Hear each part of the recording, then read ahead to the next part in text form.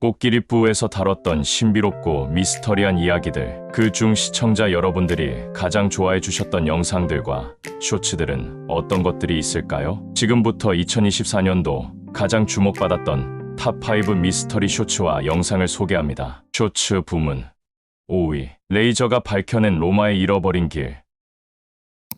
로마의 정복이 남긴 흔적, 그 중 하나는 바로 정교하게 설계된 도로망이었죠. 하지만 세월이 흐르며 많은 도로가 사라졌습니다. 1998년부터 영국 환경청이 영국 전역을 레이저로 스캔하면서 놀라운 발견들이 이루어졌습니다. 역사 애호가 데이비드 레틀리지는 이 데이터를 이용해 17km 길이에 잃어버린 로마 도로를 찾아냈는데요. 이 도로는 리브체스터와 랭커스터를 연결했던 길이죠. 또한 두 고고학자가 메이든 웨이라 불리는 로마 도로의 잃어버린 구간을 발견하기도 했습니다. 사라졌던 로마의 길, 레이저와 열정이 함께 밝혀낸 역사입니다.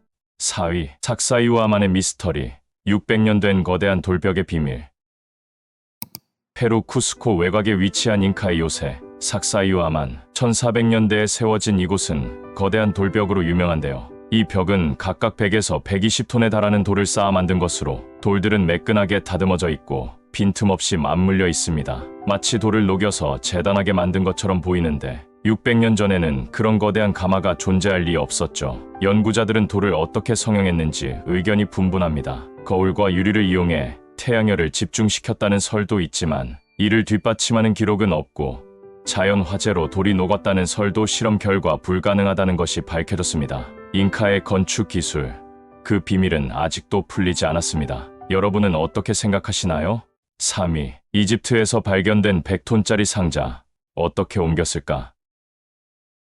고대 이집트에서 발견된 100톤짜리 상자, 어떻게 옮겼을까요? 1850년대 이집트 사카라 지역에서 무려 100톤에 달하는 거대한 석회암 상자가 발견됐습니다. 이 상자들은 사르코파구스, 즉 석관으로 고대 이집트인들이 무덤으로 사용했던 것이죠. 그런데 특이한 점은 상자들이 현대 장비로도 옮기기 어려운 무게라는 것입니다. 더 놀라운 건 이 상자들이 지하 묘지인 세라피움에 완벽하게 배치되어 있다는 점입니다. 당시 사람들이 이 무거운 석관을 옮길 기술이 있었을까요? 아니면 무언가 특별한 방법을 썼던 걸까요? 어쩌면 거인의 흔적 중 하나일지도 모릅니다.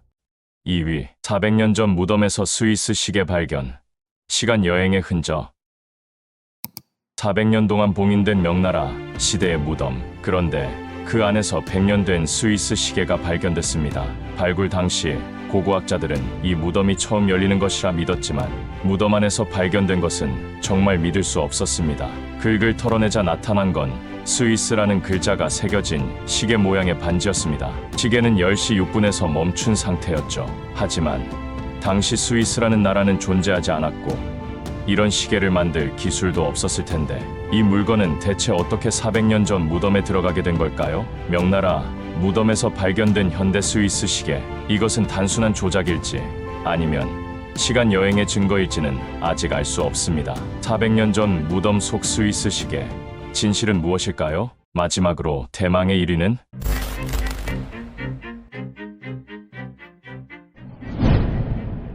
대망의 1위는?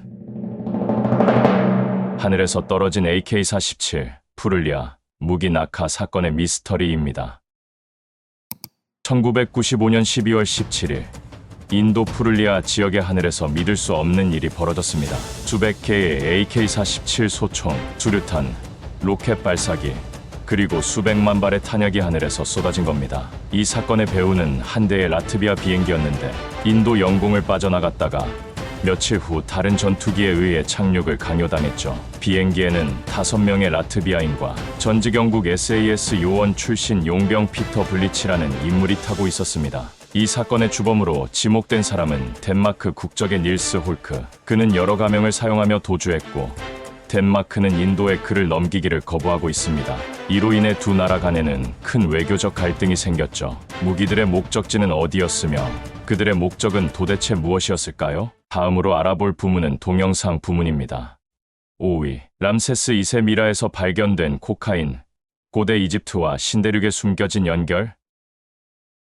고대 이집트 19왕조 제3대 파라오인 람세스 2세. 그는 66년의 통치 기간 동안 뛰어난 군사적 업적을 이뤄냈으며 이집트의 영토를 확장하고 여러 전투에서 승리해 강력한 국가를 만든 한 사람입니다. 람세스 2세가 죽고 난 후 그의 미라는 카이로 박물관에 소장되었는데 1976년 프랑스 파리에서 열리는 기획 전시로 인해 미라를 옮기게 됩니다. 전시 준비를 하던 중 람세스 2세의 미라가 손상되어 있음을 발견했고 원인을 밝혀내기 위해 미라를 두르고 있던 천을 조사하기 시작했죠. 현미경을 통해 천의 모습을 관찰했고 그곳에서는 다소 맞지 않는 무언가가 등장하게 됩니다. 과연 이것은 무엇일까요? 오늘은 람세스 2세의 미라에서 나온 미스터리에 대해 알아보겠습니다. 1492년 크리스토퍼 콜럼버스가 신대륙을 발견하면서 담배나 코카인과 같은 신대륙의 식물이 유럽에 전해졌다는 것은 잘 알려진 사실입니다. 그때부터 신대륙과 구대륙의 교류가 시작되었을 것이라 믿죠. 그런데 그보다 3000년이나 이전에 존재했던 고대 이집트에서 이 식물이 발견됐습니다. 그것도 람세스 2세 미라에서 말이죠. 그렇다면 콜럼버스보다 더 앞서 신대륙과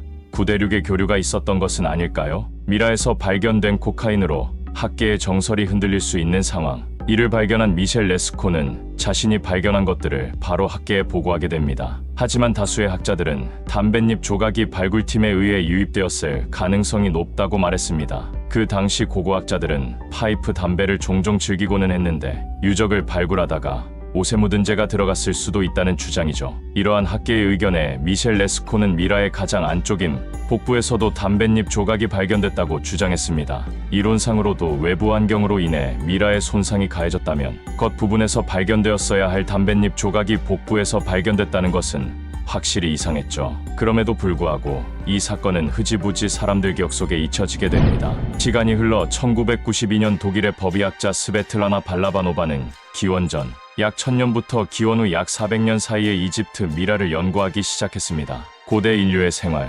질병, 식습관, 환경을 더욱 깊이 조사해보고 싶은 마음에 미라의 머리카락, 피부, 뼈를 이용했죠. 그런데 충격적인 결과가 나왔습니다. 바로 모든 샘플에서 대마의 환각 성분인 테트라이드로칸나비놀과 코카인이 검출된 것입니다. 그 당시 이집트의 문화를 보면 종교의식이나 의료 목적으로 아편과 대마를 사용했던 흔적이 있기에 연구 결과에 THC가 검출된 것은 예상하던 결과였습니다. 하지만 코카인의 성분과 10개 중 8개의 실험체에서 나온 니코틴 성분은 예상 외의 일이었죠. 이 연구 결과에 학계는 발칵 뒤집혔습니다. 그 당시 이집트에서 어떻게 코카 식물과 담배 식물이 있을 수 있었는지, 만약에 그때부터 있었다 하면 콜럼버스의 신대륙 발견과 교류는 최초가 아니게 되는 것이죠. 발라바노바는 니코틴과 코카인 검출에 대한 주장을 확실히 다지기 위해 출처가 명확한 미라를 분석하기 시작했고 이집트 수단 지역에서 발굴된 미라 134점의 샘플을 채취했습니다.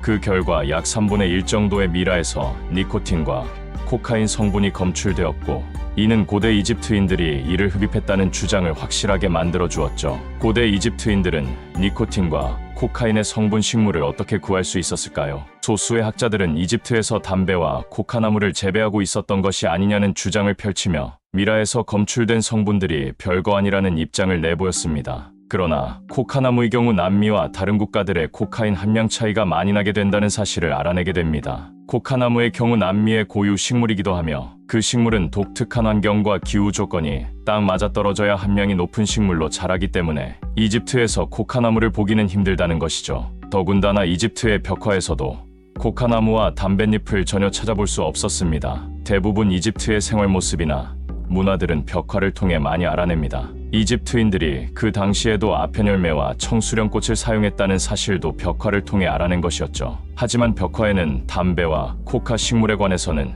찾아볼 수 없었으며 만약 들어왔더라도 온전한 식물 상태가 아닌 가공된 형태의 모습을 했을 것이란 추측이 많습니다. 일부 학자들은 고대 이집트와 다른 문명들 사이의 무역이나 외교 관계가 우리가 알고 있는 것보다 더 광범위했을 수 있다고 말하며 지중해를 넘어 아프리카와 아시아를 넘나드는 해양 무역로는 존재했고 이러한 무역로가 신대륙까지 확장되었을 가능성도 있다고 합니다. 그도 그럴게 고대 이집트인들은 강력한 해상력을 지니고 있었으며 이집트에서 동쪽으로 향한 무역이 활발했습니다.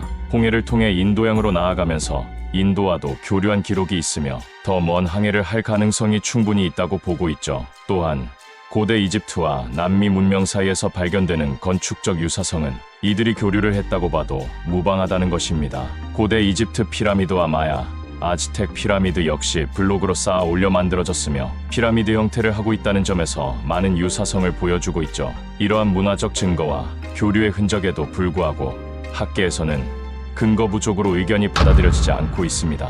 이집트 미라에서 발견된 코카인과 담배의 흔적은 여전히 해결되지 않은 수수께끼로 남아 있습니다. 고대 문명들이 우리가 아는 것보다 훨씬 더 복잡하고 상호 연결된 세계였다는 증거가 분명한데 말이죠. 이집트 미라에서 검출된 코카인과 니코틴, 이들이 죽은 후에도 발견될 정도면 그 당시에 얼마나 많은 양의 마약을 섭취한 것일까요? 고대 이집트에서는 마약을 다양한 목적을 가지고 사용하고 있었습니다. 치료의 목적으로 환자의 통증을 완화하고 다양한 질병을 치료하기 위해 사용되기도 했지만 단순히 잔치나 축제에서 즐거움을 더하기 위해 술과 함께 복용되었을 가능성도 높게 보고 있죠. 그런데 이런 마약 성분이 성인 미라에서만 나온 것이 아닙니다.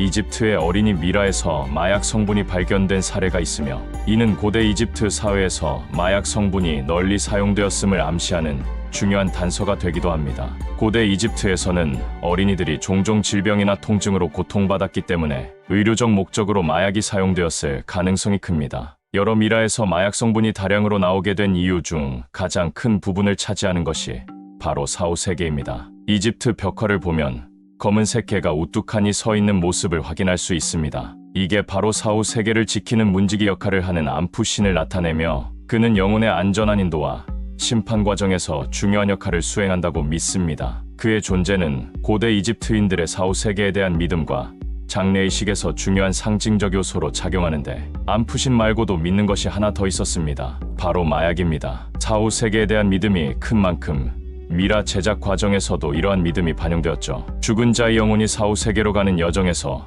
불필요한 고통을 덜어주고 편안한 상태로 가게 하기 위해 마약 성분이 사용되었을 가능성이 높다고 합니다. 특히 람세스 2세 미라에서 발견된 코카인과 담배 같은 물질은 사후세계에 대한 믿음의 일환으로 볼 수 있으며 어린이 미라에서 나온 마약 성분도 마찬가지죠. 하지만 여기서도 코카인과 니코틴 같은 마약을 사용한 이유를 파악하는데 어려움이 없지만 어떻게 해서 이 마약들이 콜럼버스보다 먼저 사용될 수 있었는지에 대해서는 미스터리입니다. 람세스 2세의 미라에서 발견된 코카인과 담배의 미스터리는 여전히 역사와 고고하게 흥미로운 이야기 중 하나입니다. 실제로 고대 이집트인들이 신대륙과 교류했을 가능성은 매력적인 상상을 불러일으키지만 이는 증명하기 매우 어려운 사실임은 분명합니다. 하지만 이 내용이 사실이라면 콜럼버스의 신대륙 발견은 최초가 아니라 어쩌면 3000년 전 이미 구대륙과 신대륙은 서로 교류하고 있었을지 모릅니다. 현대의 기술,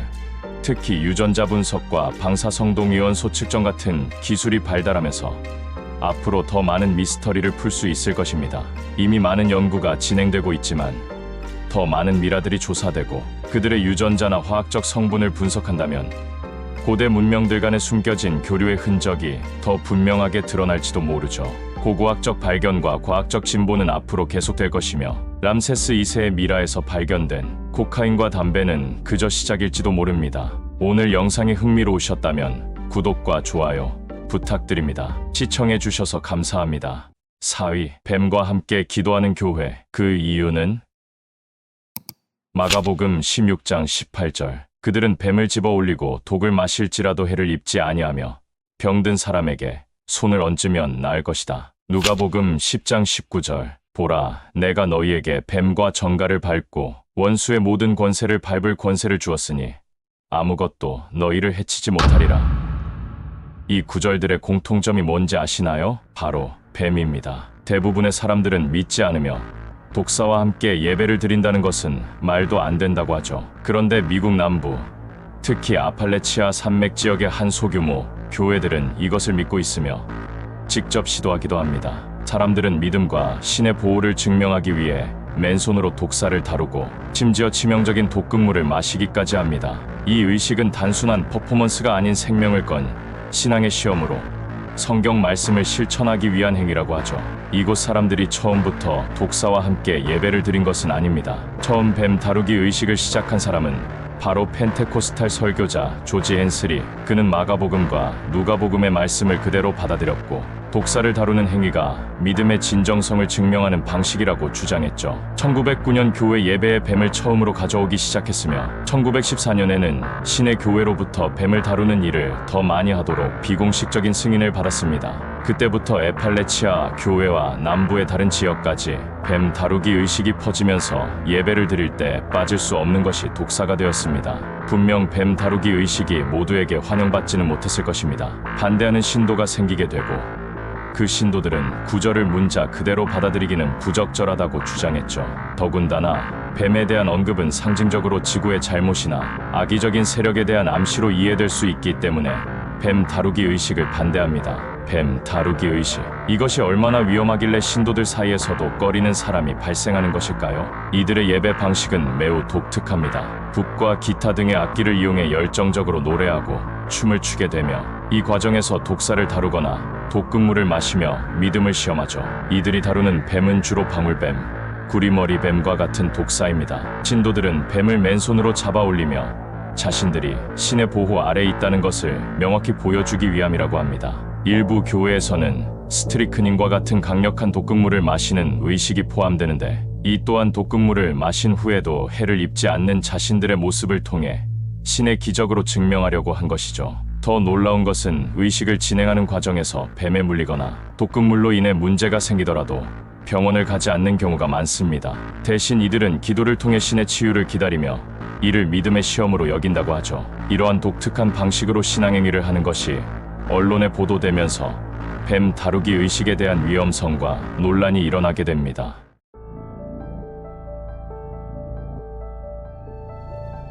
독사에 물리거나 독극물 중독으로 인해 사망하는 사례가 계속해서 보고되고 있는데 정작 그곳의 신도들은 오히려 독사에게 물려 죽게 되면 신께서 우리를 인도하는 것이라고 행운이 따른 것이라고 말합니다.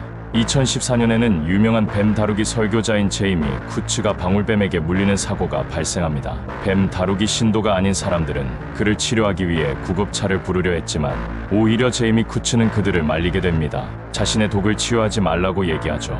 나중에 집에서 의식을 잃었을 때도 마찬가지로 그는 어떠한 치료도 받지 않았습니다. 그의 가족들도 그가 치료받길 원하지 않았죠. 대중적인 사람들의 시선으로 볼 때 그는 독사에 물려 사망한 것으로 뱀 다루기 의식에 대한 위험성이 더욱 커졌으며 교회에 대한 비난이 일어나게 됩니다. 미국의 많은 주에서는 뱀 다루기가 불법으로 간주됩니다. 이는 주로 공공안전 문제 때문인데요. 뱀 다루기 교회의 예배에 참여한 사람들이 부주의로 인해 뱀이 교회 밖으로 나가거나 사람들에게 해를 끼치는 경우도 발생했기 때문에 오히려 교회 주변에 있던 주민들은 더욱 비난의 목소리를 높였다고 합니다. 또한 기독교 교파들 사이에서도 비판의 목소리가 나왔다고 하죠. 그들은 뱀 다루기 의식을 성경의 잘못된 해석으로 간주하며 마가복음의 해당 구절이 문자 그대로 실천하라는 의미가 아니라 신앙의 상징적인 표현이라고 주장합니다. 제3자의 시선으로 바라봤을 때도 정말 위험해 보이는 뱀 다루기 의식. 다행히 이 의식은 법적 제재와 사회적 비판, 그리고 신도들의 감소로 점점 줄어들고 있는 추세라고 합니다. 하지만 여전히 미국 남부 일부 지역에서는 독특한 전통이 유지되고 있으며 그 중 소수의 신도들은 자신의 삶에서 가장 중요한 신앙의 실천으로 여기고 있죠. 다큐멘터리, 영화 그리고 뉴스 보도로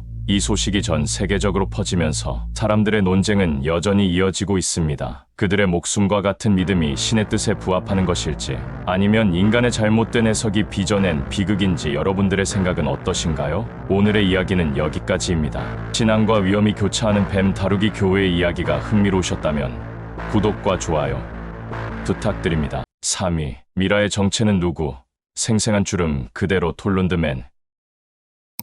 1950년 덴마크 실케보르 지역 그곳의 광부들이 시체 한 구를 발견하게 됩니다. 그 시체는 웅크리며 옆으로 누워 있었고 목에는 동물 가죽으로 만든 올가미를 메고 있었습니다. 부패하지 않은 피부 조직, 손발톱, 그리고 생생한 얼굴 표정으로 봐서는 최근에 사망한 사람일 것이라 생각했죠. 광부들은 살인사건으로 생각하고 바로 신고를 했습니다. 조사 결과 나이는 40세로 추정됐으며 키는 대략 160cm 정도의 남자였습니다. 그런데 더욱 충격적인 것은 방사성탄소연대 측정이었습니다. 그 시체는 최근이 아닌 기원전 405에서 380년 사이에 사망한 것으로 나왔습니다. 너무 생생한 상태임에 이것이 미라라고 생각하지 못한 사람들, 처음 발견한 광부의 이름이 톨룬드맨이라는 이름으로 불리고 있습니다. 지금까지 보존되고 있는 미라 중에 가장 잘 묘사되고 사람 같은 모습이라고 알려져 있지만 발견 당시 보존 기술이 좋지 않았기에 현재 박물관에는 머리 부분만이 실제이고 다른 부분은 만들어진 것입니다.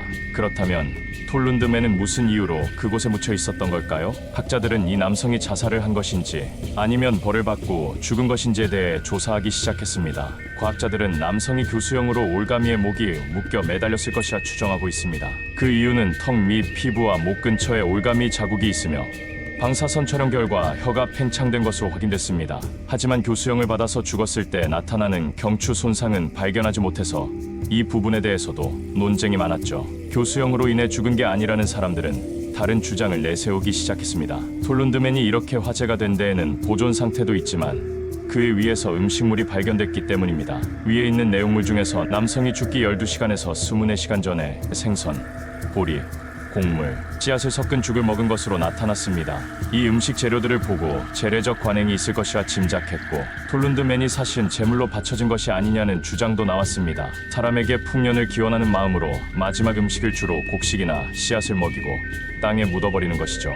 버밍엄대 고고학 교수 헨리 체프먼도 환경 문제와 농사의 실패로 인간 재물이 필요했고 그게 아마 이 남성일 가능성이 높다고 말하기도 했습니다. 늪지대에 발견된 이 남성은 과연 제물로서 죽은 것일까요? 아니면 교수형에 처해진 것일까요?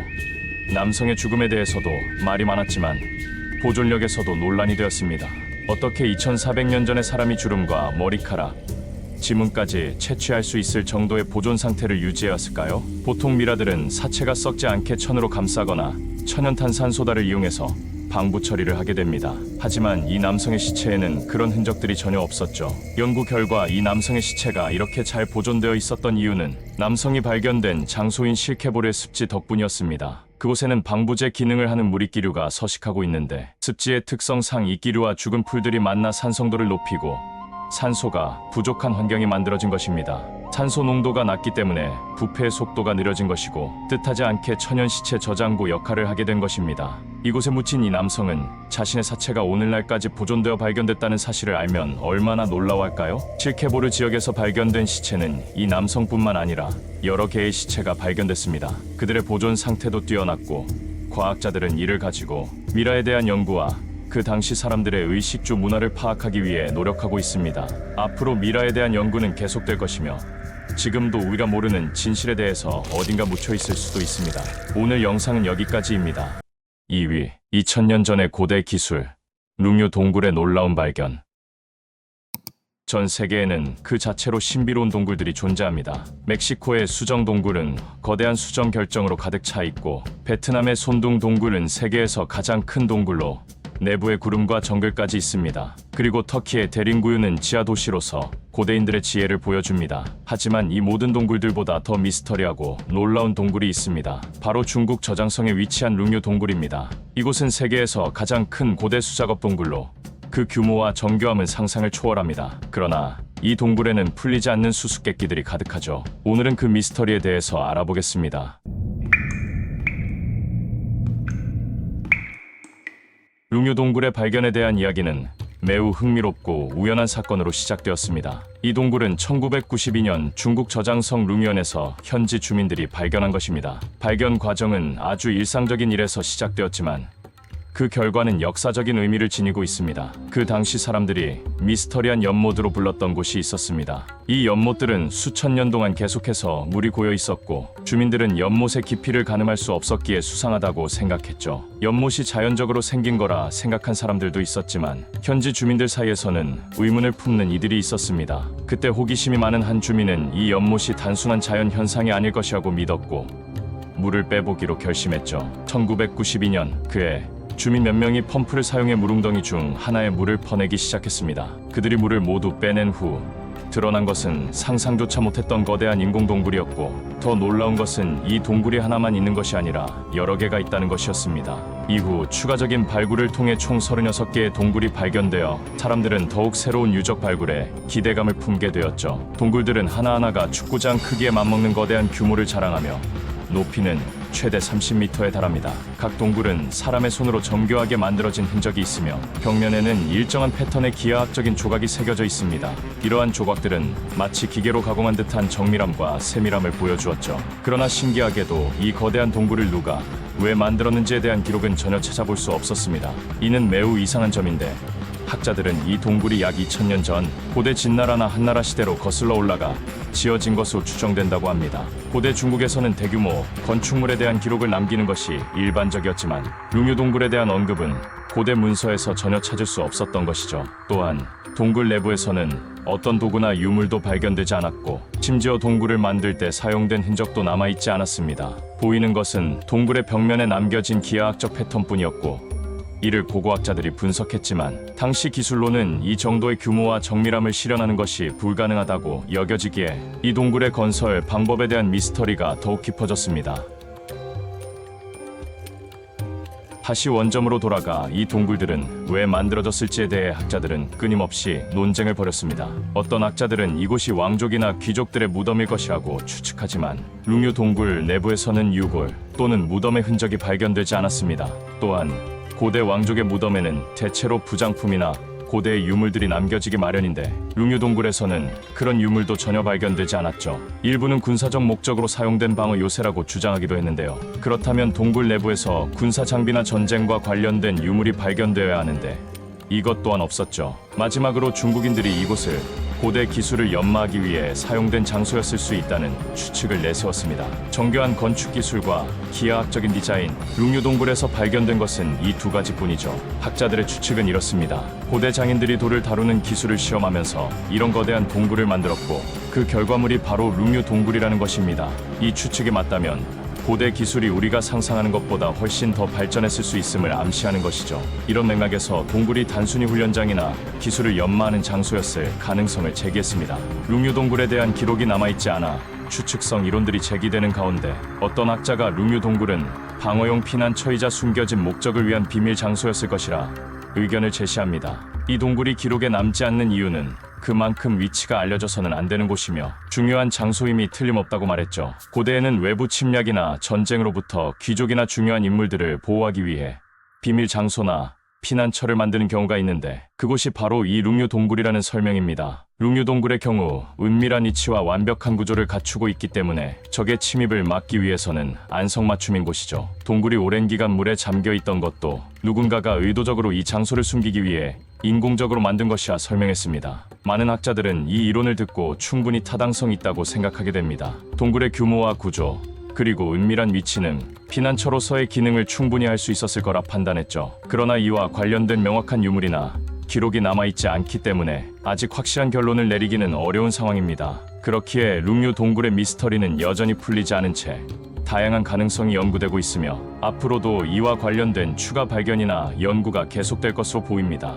룽유 동굴의 발견은 일반 사람들에게도 화제가 되었습니다. 정교한 건축 방식과 벽면에 새겨진 기하학적인 패턴을 보러 많은 관광객들이 방문하고 있으며 매년 약 20만 명 이상의 방문객을 끌어들이고 있는데요. 고대 건축의 역사와 신비로움 덕분에 중국에서 인기 있는 명소로 자리 잡았다고 합니다. 2000년 동안 연못 밑에서 잠들어 있었던 룽유 동굴. 룽유 동굴은 그 거대한 규모와 정교한 기술력으로 사람들의 상상을 초월하는 고대의 유산입니다. 하지만 아직까지 그 정체와 목적은 미스터리로 남아있죠. 고대 문명은 우리에게 어떤 메시지를 남기려 했던 것일까요? 시간이 지나 먼 미래에 우리는 그 해답을 찾을지도 모릅니다. 오늘 영상이 흥미로우셨다면 구독과 좋아요 부탁드립니다. 시청해주셔서 감사합니다. 대망의 1위. 여러분이 생각하시는 1위는 과연 어떤 영상이신가요? 2024년 여러분에게 가장 많은 사랑을 받았던 영상은 바로 세계에서 가장 위험한 섬, 스네이크 아일랜드에 숨겨진 비밀. 세계에서 가장 위험한 섬, 지구에서 인간이 절대 가면 안 되는 탑10에 무조건 들어가는 이곳은 정말 위험한 곳입니다. 사람의 진입이 완전히 제한되어 있으며 이곳에 한번 들어가면 살아나오기 힘들 수도 있죠. 지구상에 이런 곳이 존재한다니 믿기지 않는데요. 브라질에서 유일하게 자연연합섬이지만 두려움을 동시에 불러내는 이곳은 여러 해 동안 인간의 발길이 닿지 않은 전설 속 섬으로 불립니다. 오늘은 바로 그 전설 속의 섬 스네이크 아일랜드에 대해 알아보겠습니다. 스네이크 아일랜드, 브라질의 해안에서 약 35km 떨어진 곳에 위치한 이 작은 섬은 공식 명칭으로 이라 다 케마다 그란지라고 불립니다. 면적은 약 43헥타르로 작지만 이곳을 가득 메우고 있는 것은 다름 아닌 수천 마리의 독사입니다. 섬이 이렇게 위험해진 이유는 바로 수천 년 동안 인간의 간섭 없이 고립되었기 때문입니다. 이 작은 섬에 사람이 점차 사라진 데에는 여러 이유가 있었습니다. 지리적 고립. 스네이크 아일랜드는 브라질 본토에서 약 35km 떨어진 곳에 위치한 작은 섬으로 접근성이 매우 낮습니다. 이 섬은 주변 해역이 매우 험하고 섬 자체가 주로 바위와 밀림으로 이루어져 있어 사람이 살기 어렵습니다. 일반적인 섬들과 달리 농업, 무역, 거주를 위한 조건이 적합하지 않았기에 인간 정착이 거의 없었습니다. 등대지기 사건. 과거에 스네이크 아일랜드에는 등대가 있었고 등대지기가 그곳에 거주했습니다. 그러나 전설에 따르면 이 등대지기 가족이 섬의 독사들로 인해 모두 사망하면서 인간의 정착 시도는 완전히 중단되었습니다. 이 사건은 섬에 대한 두려움을 키웠고 사람들이 섬을 피하게 만든 중요한 이유 중 하나가 되었습니다. 섬의 독사 문제. 골든랜스헤드 살모사는 매우 치명적인 독을 가지고 있기 때문에 인간이 이 섬에 정착하거나 활동하는 것이 사실상 불가능했습니다. 수천 마리의 독사들이 섬을 지배하고 있어 탐험이나 개발 시도조차도 막히게 되었죠. 또한 골든랜스헤드 살모사의 높은 개체수와 그들의 영역을 방해하지 않기 위한 보호 차원에서 인간의 간섭이 더 제한되었습니다. 자연보호구역 지정. 브라질 정부는 이 섬을 생태적으로 보호할 필요성을 느끼고 자연보호구역으로 지정했습니다. 이는 과학 연구자들만이 제한적으로 접근할 수 있도록 하여 인간의 간섭 없이 고립된 섬의 독특한 생태계가 유지되도록 만든 결정적인 이유입니다. 이 모든 요소들이 결합되어 스네이크 아일랜드는 자연 상태로 남아있으며 그 결과 인간의 간섭 없이 수천 년 동안 독특한 생태계가 유지될 수 있었던 것이죠. 사람들의 발길이 끊긴 이곳에 진정한 지배자가 된 골든랜스헤드 살모사. 그렇다면 이 살모사가 얼마나 위험하길래 사람들이 이토록 두려워하는 걸까요? 일반적인 독사와 골든랜스헤드 살모사를 비교해보면 두 뱀은 같은 과에 속하지만 그 독성은 완전히 다릅니다. 일반 독사는 대부분의 경우 한 번 물렸을 때 해독제만 있으면 생존 가능성이 높습니다. 하지만 골든랜스헤드 살모사의 독은 다릅니다. 이 섬에 고립된 환경에서 생존하기 위해 그들은 훨씬 치명적인 독을 진화시켜 왔습니다. 그 독성은 보통의 독사보다 5배 이상 강력하며 조직을 빠르게 분해해 사망에 이를 수 있죠. 보통 독사의 독이 혈액을 응고시키는 정도라면 이 뱀은 한 번 물리면 혈액이 응고되기 전에 조직이 녹아내리기 시작합니다. 시간이 지날수록 생존 가능성은 점점 낮아지죠. 일반 독사와의 차이는 골든랜스헤드 살모사가 스네이크 아일랜드를 죽음의 섬으로 만들기 충분했습니다. 게다가 이 섬에는 헥타르당 최대 5마리의 뱀이 살고 있는 것으로 추정됩니다. 그 말인즉 섬을 걸어 다니는 모든 순간이 목숨을 위협받는다는 뜻이죠. 골든랜스헤드 살모사가 이렇게 치명적인 이유는 바로 섬에서만 진화해왔기 때문입니다. 섬의 먹잇감이 부족해지면서 그들은 더 빠르고 강력하게 사냥할 수 있도록 독성을 발전시켜 왔습니다. 그런데 이 섬에서 처음부터 독사가 살고 있었던 것은 아닙니다. 이 독사는 수천 년에 걸쳐 섬에 고립된 환경에서 진화한 결과물입니다. 그들이 이 섬에 살게 된 과정에는 몇 가지 중요한 자연적 변화와 진화의 과정이 있었습니다. 해수면 상승. 골든랜스헤드 살모사의 조상은 본래 브라질 본토에 살았던 뱀들과 같은 종이었습니다. 그러나 약 1만 1천 년 전 마지막 빙하기가 끝나면서 해수면이 상승하여 스네이크 아일랜드가 본토와 분리되었습니다. 그 결과 섬에 남아있던 뱀들은 본토와 단절된 상태에서 고립된 환경에 적응해야 했습니다. 섬의 특수한 환경에 적응, 고립된 섬에서는 먹이가 매우 제한적이었습니다. 스네이크 아일랜드에는 주로 작은 새들이 날아와 잠시 쉬어가는데 이는 독사들의 주요 먹잇감이 되었습니다. 이로 인해 골든랜스헤드 살모사는 새를 사냥하기 위해 더 빠르고 강력한 독을 진화시켰습니다. 보통의 독사들이 큰 동물들을 사냥할 때 필요한 독의 강도와는 달리 이 독은 새를 신속하게 죽일 수 있을 만큼 강력해야 했습니다. 진화 과정. 수천 년 동안 섬에 고립된 골든랜스헤드 살모사는 본토의 뱀들과는 다른 종으로 진화했습니다. 이 뱀들은 섬에서 오랫동안 외부와의 접촉 없이 독자적인 생태계를 형성했고 그 결과로 독성이 매우 강력하게 발전했습니다. 섬의 환경에서 경쟁자나 포식자가 거의 없었기 때문에 독사의 개체수는 빠르게 증가할 수 있었고 지금처럼 수천 마리가 살게 되었습니다. 간단하게 정리하자면 스네이크 아일랜드의 독사들은 처음부터 섬에 살고 있었던 것이 아니라 본토의 독사들이 해수면 상승으로 섬에 고립되면서 시간이 지나 독특한 진화를 거친 결과입니다. 이 과정에서 그들은 섬의 생태에 맞춰 더 치명적이고 강력한 뱀으로 변화하게 된 것입니다. 현재 스네이크 아일랜드에는 약 2,000마리에서 4,000마리의 뱀이 살고 있다고 추정되며 섬 전체에 독사들이 매우 밀집되어 있다고 볼 수 있습니다. 상상만으로도 소름이 돋고 거부감이 드는데요. 스네이크 아일랜드를 둘러싼 미스터리는 골든랜스 헤드 살모사뿐만이 아닙니다. 전설에 따르면 해적들이 자신들의 보물을 숨기기 위해 이 섬의 뱀들을 풀어놓았다는 이야기도 있습니다. 과연 이 전설은 사실일까요? 그 누구도 이 사실에 대해 확실히 알지 못하며 하나의 전설로만 남아 있습니다. 하지만 보물 사냥꾼들이 몇 차례 이 섬에 접근하려 했다는 기록은 사실로 밝혀졌습니다. 보물 사냥꾼들은 스네이크 아일랜드에서 무엇을 찾으려고 했던 것일까요? 보물 사냥꾼들이 이 섬에 들어간 것은 확인이 됐지만 섬에서 무사히 나왔다는 기록은 없습니다. 또 다른 이야기로는 섬에 살던 등대지기 가족이 모두 뱀에게 희생당했다는 전설이 있습니다. 밤중에 창문을 통해 들어온 뱀들이 그들을 하나씩 공격했고 아침이 되었을 때 신기하게도 그들은 흔적도 없이 사라졌다고 합니다. 등대지기 가족들의 시체는 어디로 간 걸까요? 이 이야기가 사람들을 통해 퍼지면서 섬에 대한 공포를 더욱 부채질했습니다. 스네이크 아일랜드는 공포의 섬, 뱀들의 섬에 대한 인식이 강한 나머지 공포에 대한 이미지가 너무 강하게 남아 있습니다. 하지만 스네이크 아일랜드는 과학적으로 중요한 가치를 가지고 있는 섬입니다. 바로 독특한 생태계와 희귀 생물종을 연구하기 위해 스네이크 아일랜드 섬 역할이 중요하기 때문이죠. 그렇기에 현재 브라질 정부는 이 뱀들을 보호하고 섬의 생태계를 보존하기 위해 엄격한 규제를 시행하고 있습니다. 과학자들은 이 뱀들의 진화 과정을 연구하며 그들의 독이 양리학적으로도 중요한 연구 대상이 될 수 있음을 발견했습니다. 특히 이 뱀의 독은 혈액응고 및 혈압과 관련된 연구에 큰 관심을 받았습니다. 혈액응고 연구. 골든랜스 헤드 살모사의 독은 혈액응고를 억제하는 성분을 포함하고 있어 이를 이용해 항혈전제 개발에 기여할 가능성이 있습니다. 항혈전제는 혈액의 응고를 방지해 심장마비나 뇌졸중 같은 질환을 예방하는 데 쓰일 수 있습니다. 고혈압 치료제. 골든랜스 헤드 살모사의 독에서 발견된 단백질 성분은 카프토프릴이라는 고혈압 치료제 개발에 중요한 역할을 했습니다.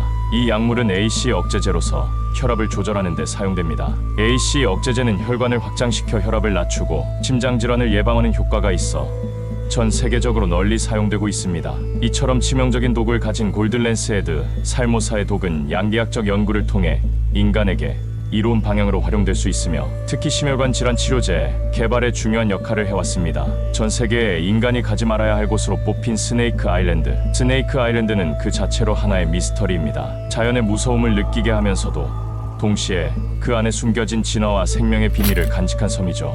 여러분은 이 섬에 발을 디디고 싶으신가요? 아쉽게도 우리는 이 섬에 들어가지는 못하지만 그곳에 숨겨진 비밀과 미스터리는 여전히 우리를 유혹하고 있습니다. 스네이크 아일랜드는 앞으로도 영원히 인간의 발길이 닿지 않은 채 우리 상상 속에서만 존재할 겁니다. 하지만 그 미스터리가 계속해서 여러분의 머릿속을 맴돌지 않을까요? 오늘 영상은 여기까지입니다. 시청해주셔서 감사드리며 구독과 좋아요 부탁드립니다. 지금까지 쇼츠와 동영상 부문 5위부터 1위까지 알아봤습니다. 2024년 많은 사랑 주셔서 감사드리며 2025년에도 다채롭고 신비로운 미스터리 영상으로 찾아뵙겠습니다. 끝까지 시청해주셔서 감사합니다.